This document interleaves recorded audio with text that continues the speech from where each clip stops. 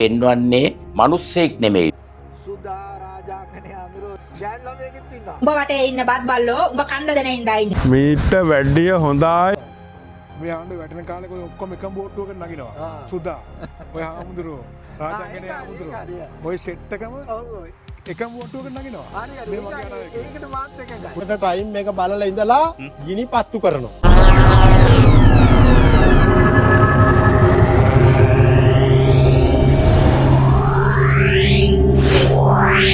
හාමුදුරනේ මම අකමැති YouTube වල 4-5 දෙනෙක් ඉන්නවා. මට ගහලා මොකක් නැහැ. මට ඇත්තටම මට පරිගණ්ඩ ඉන්නවා. YouTube වල ලංකාව එක්කනයි ඇමරිකාව එක්කනයි 3 දෙනයි. මම කැමති YouTube වල 3 දෙනෙක් ඉන්නවා. මට ඒගොල්ලෝ පරිගණ්ඩ ඕනේ. හරිද? එතකොට මට ඒකට ක්‍රමයක් උද්දාගෙන මොකක් ක්‍රමයක් තියෙනවා. මට සමන්ත බද්දාවුණු කරක් දැක්කයි ක්‍රම වල හරි දැන් ගන්නවා. ඒක හරියට කරන්න හැටි. නෑ. එහෙම මේවා කරන්න බෑ. ඒ සමන්ත බද්දාවුණු කරේ කොහොමද ඒක? නෑ ඒ හාමුදුරුවෝ ඒ මොකද්ද කරපු නටපු තොইল මොකද්ද කියන එක අපි දන්නේ නෑනේ. ඔය තොইল කරන එකේ ඔගේ ප්‍රශ්නයක් තියෙනවා. මොකද්ද? මොකද දන්නවද?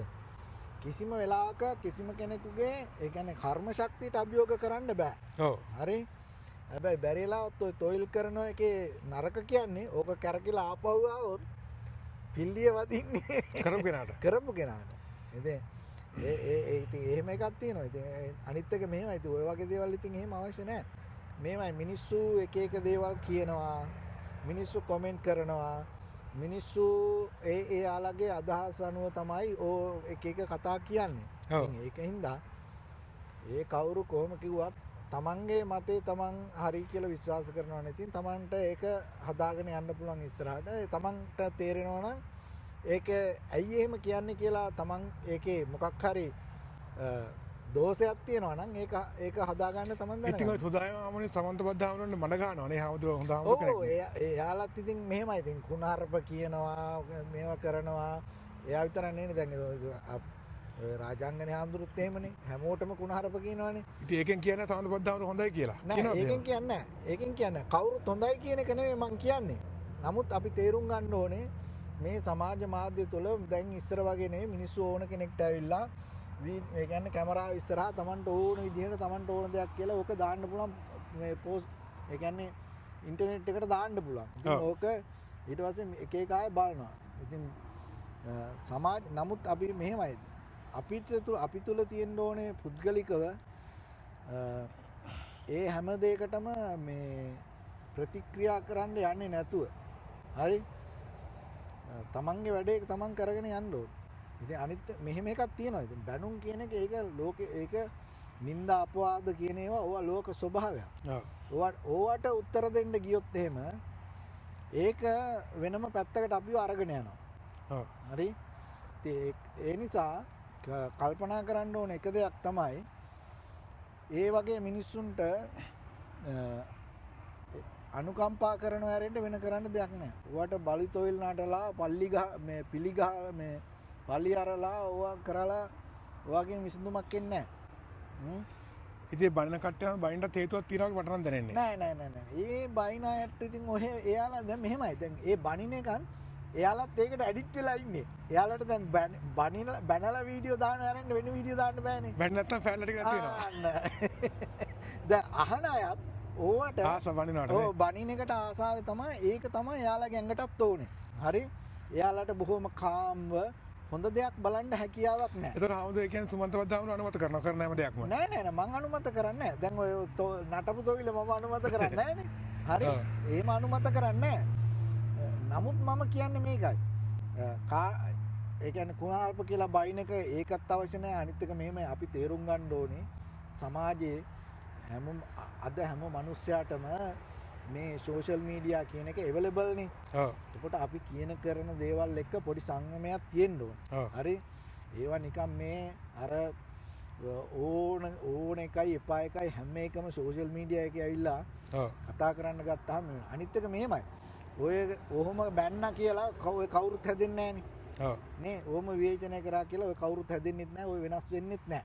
ඔය චරිත ඔහොමම තමයි.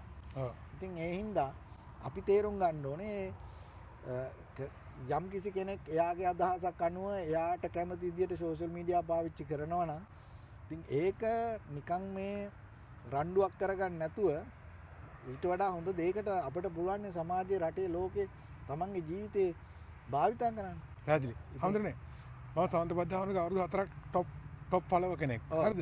එතකොට දැන් සමන්ත බද්ධාමගේ බුදුහාම කවුද බුදුදහමේ ඒ කියන්නේ බුද්ධ ශාසනය කවුද හිටිය ආමුදුනමක් රහතන් වහන්සේනමක් කුණාරප කෙනෙක් කියන්නේ සරබරසව කතා කරන කෙනෙක් කවුද හිටියද? ඔව් මෙහෙමයි අර එක රහතන් වහන්සේ නමක් හිටියනේ එයා ඒ කියන්නේ සර වචන කතා කරා කියලා කියනවනේ. ඔව් ඒක දැන් හොයන මම ඒ බණ කතාවේ සමන්ත බද්ධාමගේ ඒ එක ආමුදුනමක් ඉඳලා තියෙන රහතන් වහන්සේ නමක් කියන්නේ තනිකර සරබරසව විදිහට තමයි කතා කරන්නේ.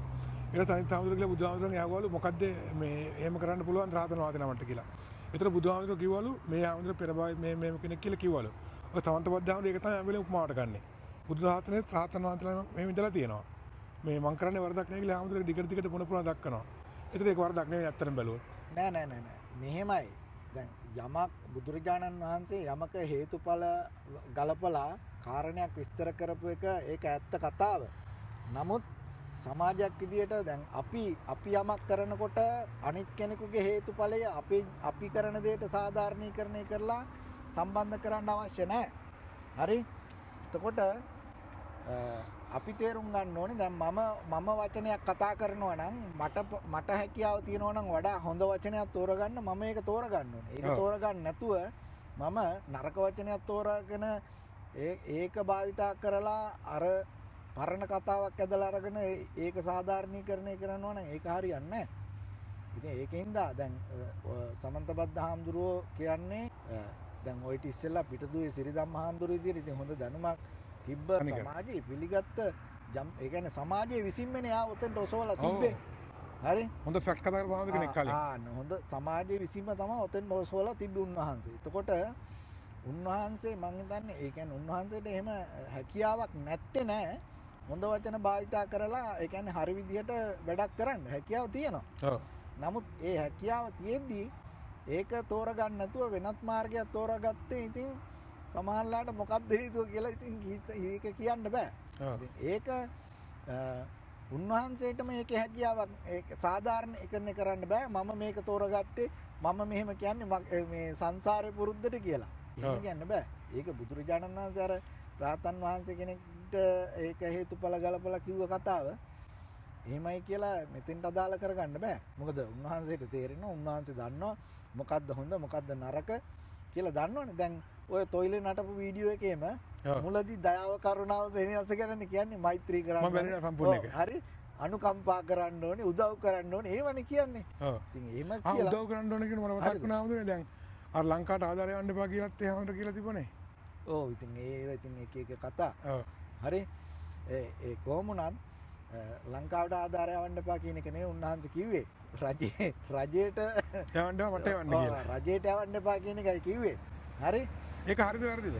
නෑ මෙහෙම එකක් තියෙනවනේ. මෙහෙම එකක් තියෙනවා. දැන් රජයට අයිතියක් තියෙනවා. රජයට ආධාර ඉල්ලන්න. ඔව්. හරිද?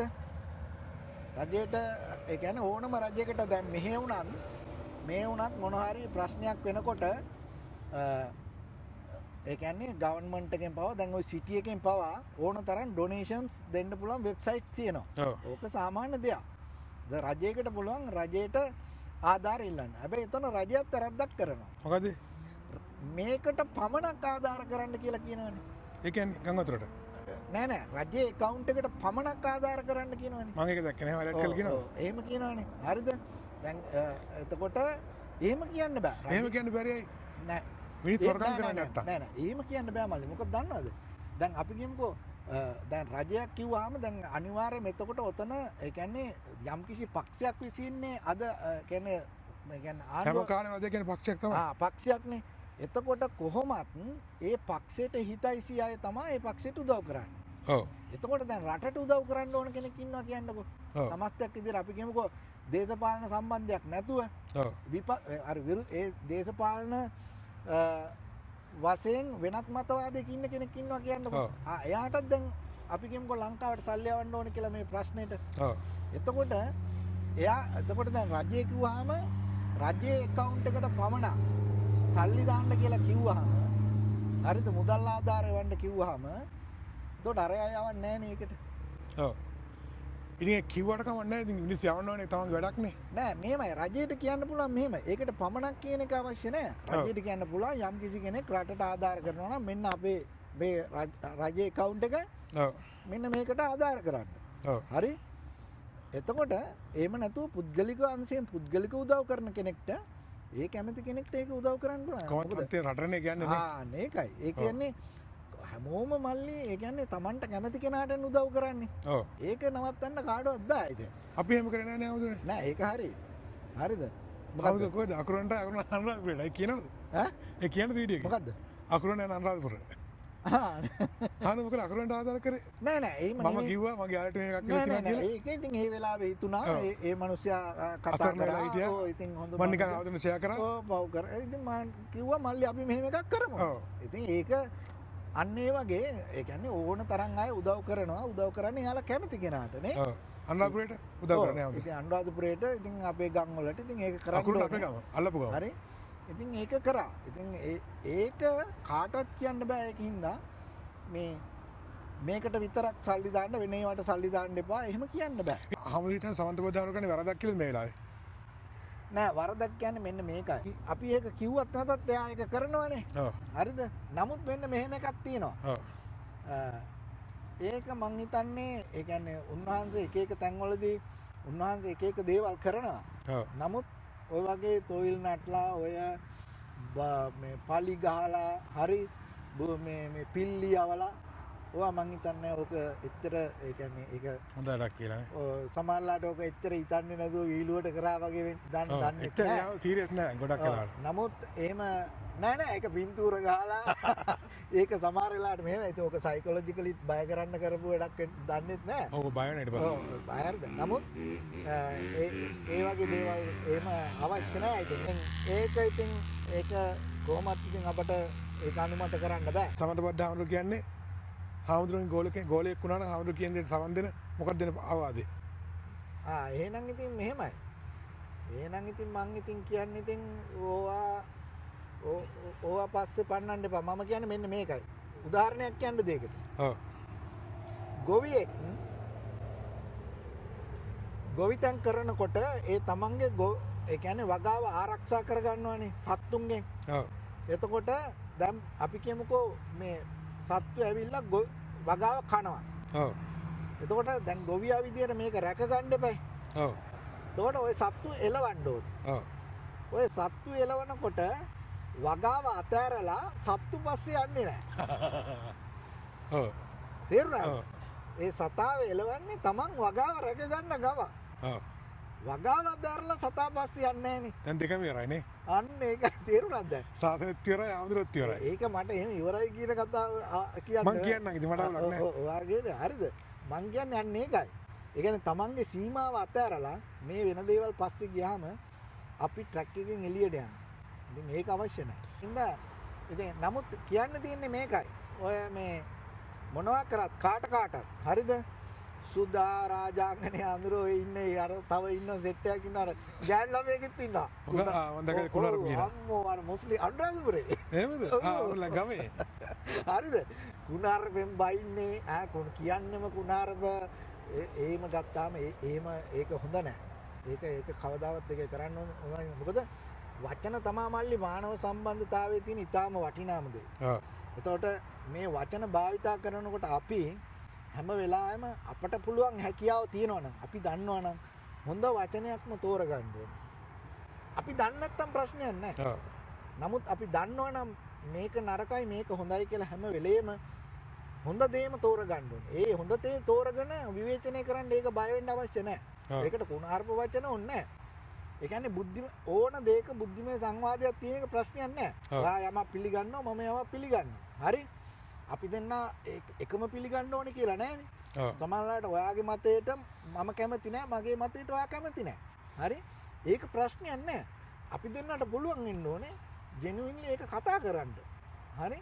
එහෙම නැතුව ඔයාගේ දෙයට මම අකමැති කියලා මම කුණාරපෙන් බැන්නාම හරියනවද? එහෙම නේ මම කියන්නේ. ඔය ඉන්න කාටත් හරි ඔය YouTube කරන අයට, Facebook කරන අයට, TikTok කරන අයට, ඔය ලංකාව ගැන කතා කරන අයට ඔය ඕන කෙනෙක්ට මම කියන්නේ ඕන දෙයක් කතා කරාට කමන්නේ තමන්ගේ මතවාදයක් තියෙනවා නම් කියන්න. ඔව්. හැබැයි කුණාර්ප කියන්නේ මොකද? ඒ කුණාර්ප කියන්නේ ඇයි දන්නවද? මාකේ. තමන්ගේ මතවාදය genuinely ඉදිරිපත් කරන්න බැරි කමයි අනිත් කෙනාගේ ඉල්ලුමට සැපයුමයි. නෑ නෑ ඉල්ලුමට සැපයුම නෙමෙයි මල්ලි. විශ්වාසය කුණාර්ප කියන කට්ටිය. ඉල්ලුම නෑ. අනිත් කෙනාගේ මතය හරියට තේරුම් අරගෙන ඒක කඩන්න බැරි කමන්න ඉතින් කුණාර්ප කියනවා. එහෙම සංවාද කරන්න බෑ. ඉතින් ඒකින්ද කාටත් කියන්නේ තමන්ගේ මතවාදයක් තියෙනවා නම් ඉදිරිපත් කරන්න. හැබැයි ඉතින් ඔය කුණාරප කියලා ගාන්න ඕනේ. මොකද ඕක එකින් එකට ගැටි ගැටි යනවා. දැන් බලන්න ඒවා කියපු එක මොකද උනේ? අරහන්දුර ඊට පස්සේ තොইল නටන්න ගත්තා. ඔව්. දැන් ඊට පස්සේ ඔන්න පිල්ලියව. ඔක රිටර්න් එක ඊට පස්සේ. ඔව් ඊට පස්සේ කොහෙන් කෙලවර වේද කවුද දන්නේ? අපි කියමුකෝ දැන් බැරි වෙලාවත් ඔය කාට හරි නිකන් හරි එම්බිරිස්සාවක් ඇදුනොත් කැස්සක් ආවොත් හරිද? ඇක්සිඩන්ට් එකක් වුණොත් ඕවා වෙන්න පුළුවන්නේ. ඔව්. එහෙම මේ වුණොත් ඊට පස්සේ ඔන්න අර හාමුදුරන්ට වෛර බඳිනවා. පලි ගහනවා. ඈ ඒක මහා ඊට පස්සේ මහා නැති පැත්තකට යනවා. මම තනගයක් කියලා මම නවත්තන වීඩියෝ එක. ඔව්. ආණ්ඩු කියන්නේ කොහෙන් කියලා වෙයිද දන්නේ නැහැ කියලා. ඔව්. මම කියන්නම් කියලා වෙන තැන හරියටම. ඔව්. මේ ආණ්ඩු වැටෙන කාලේ ඔය ඔක්කොම එකම බෝට්ටුවකට නගිනවා. ආ. සුදා. ඔය හාමුදුරුවෝ රාජාංගනේ හාමුදුරුවෝ. හරි. ඔය සෙට් එකම ඔව් ඔව්. එකම බෝට්ටුවකට නගිනවා. හරි හරි. මේ මගේ අනාවැකිය. ඒකට මාත් එක ගන්න. බුදුසරණයි අපි හමු වෙමු. බුදුසරණයි.